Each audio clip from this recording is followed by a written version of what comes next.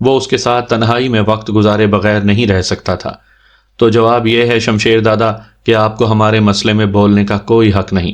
آپ ہمارے انڈیا سے آئے ہوئے مہمان ہیں۔ یہاں سے جاتے وقت آپ شہاب قصوری کو بڑا بنا گئے تھے۔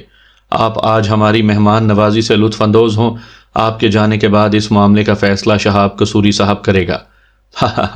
شمشیر دادا کے منہ سے کہا برآمد ہوا، ہماری بلی ہم ہی کو میاؤں؟ دادا کیا میری بات اصولاً غلط ہے؟ کبیر دادا حجت بازی پر اتر آیا۔ بالکل بھی نہیں، شمشیر دادا طنزیہ لہجے میں بولا، تم صحیح بکواس کر رہے ہو۔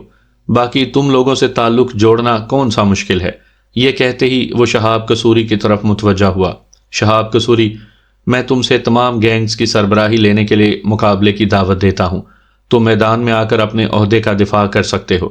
شہاب قصوری نے کھڑے ہو کر سر جھکایا۔